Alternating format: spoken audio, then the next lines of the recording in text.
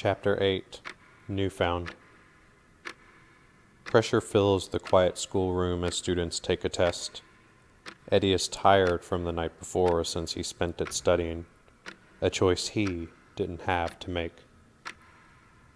Zion's mother was tough as bedrock and was incredibly hard on Eddie when it came to school, since Zion chose a darker path.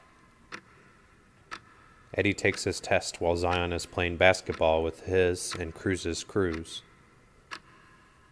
Eddie was confident in his answers. He heads to the teacher's desk when suddenly everyone seemed to drop their pencils at once. The noise was ominous, and it gave Eddie a scare. Eddie wasn't tough like Zion, but he did everything he could for his adopted family. So he hung his head low as he handed his teacher his test, embarrassed that he jumped. As Eddie walked back to his seat, he noticed bright stars across the sky, but he shrugged it off and sat down quietly. A kid quickly tried to get Eddie to help him with his test, but Eddie was quick to put his head down, annoyed at the motion. Eddie poked his head up like a scared deer suddenly. Why did I see stars in the daytime? Eddie thinks to himself. Eddie looks to the window again to see red stars riddle the sky. Miss Roddy, I gotta go to the bathroom, Eddie blurts out, horrified. Sit down, Eddie, she quickly responds. He responded by busting out of the schoolroom, the kids laughing in awe behind him for disobeying. Eddie couldn't care less. He was terrified by the picture of the sky. He couldn't unsee it. Eddie ran down the empty hall, but crowns quickly pelt the building. Eddie heard screams as the students locked themselves in the rooms, since the threat was unknown. The building rattled as a crown shot through the ceiling and crashed into a set of lockers, causing a loud crash that made Eddie lose his balance and trip. He hit his head hard on the ground, blacking out. Eddie knew he blacked out for a while since the school seemed empty. The students all left to go home and left him there. Thankfully, the lockers couldn't catch flames and the school seemed relatively unharmed other than papers everywhere, and most of the windows were broken. Eddie moved to get up but noticed he was pinned to the ground. Then his head started to throb. Eddie slowly touched the hard metal crown, and it instantly scared him.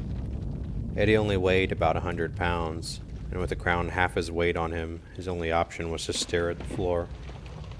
The damaged crown mounted him while he laid unconscious. He appeared to be the only one in the building. Eddie wished he were stronger to get his heavy head off the cold tile, when suddenly he was.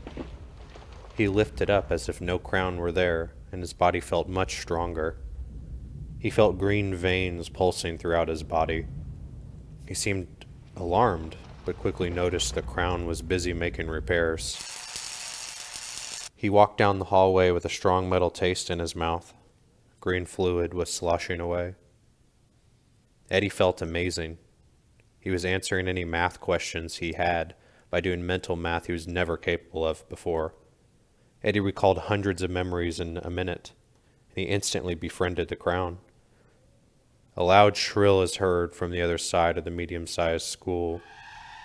A soldier is here. I'm sure it wishes to collect me, Eddie said. When suddenly he heard a loud explosion and he fell to the ground.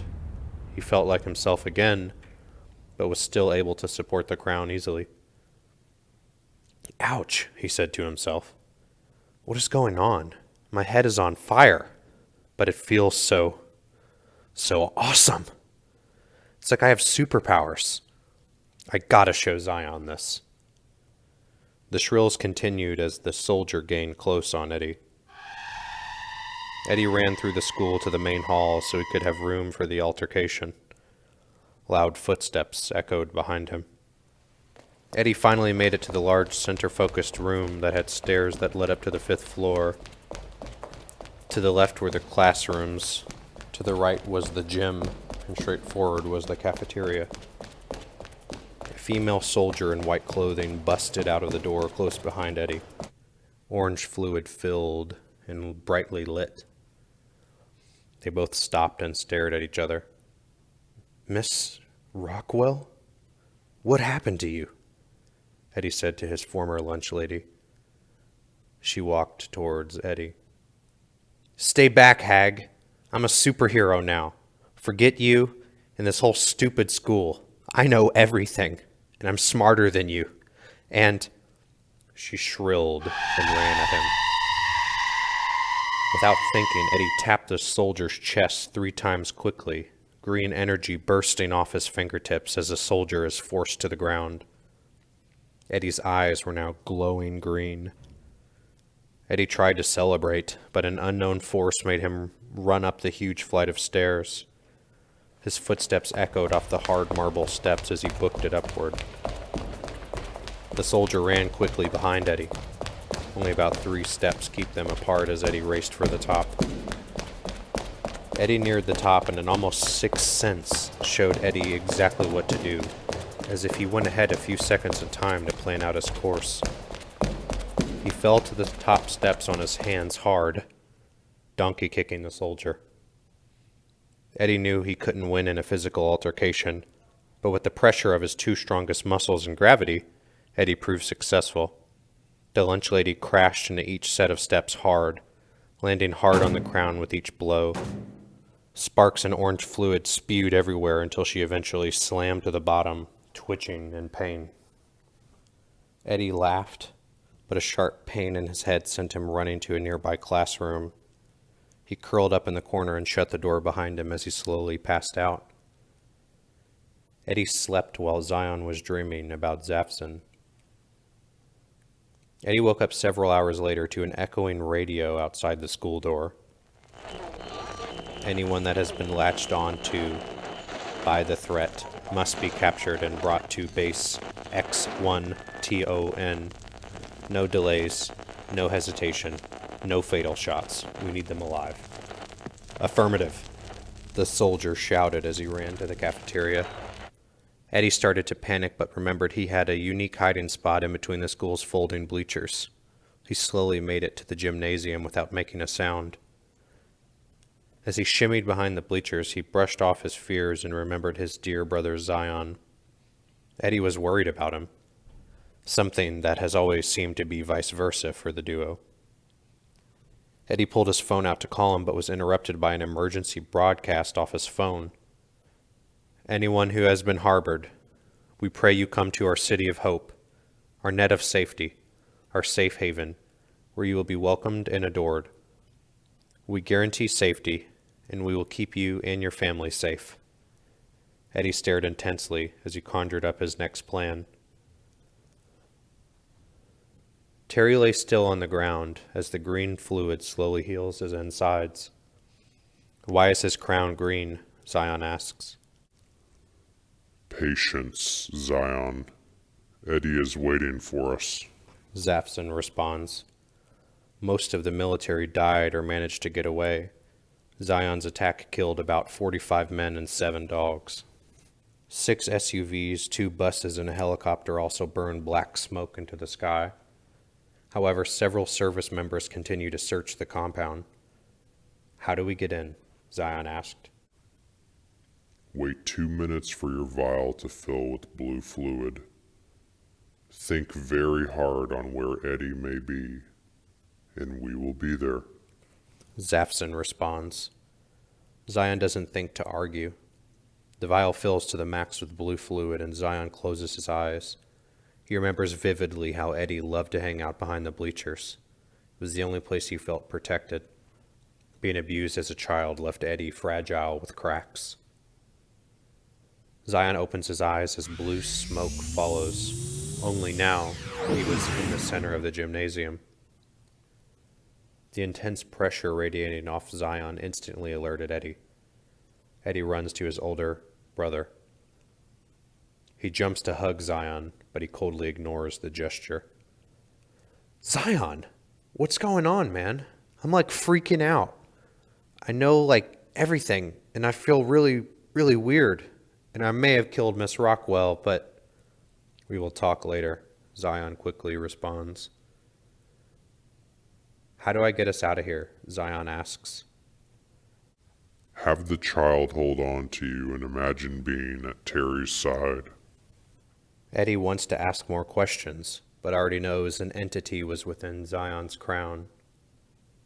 Eddie runs to Zion and holds on. Zion blinks as the two appear by Terry. The crown's vial is now dry of fluid. "Help me get Terry," Zion asks, only to see Eddie tampering with Terry's crown. "Hey, what are you doing?" Zion asks. Eddie ignores him and Terry shoots upright. Terry looks confused but relieved to see Eddie. The three crowned men all decide to escape and catch up later as they head for Terry's truck at last. Terry and Zion are up front with Eddie in the back. Terry floors it to make up for lost time, for he knows he is late for his rendezvous with Aldridge and the others.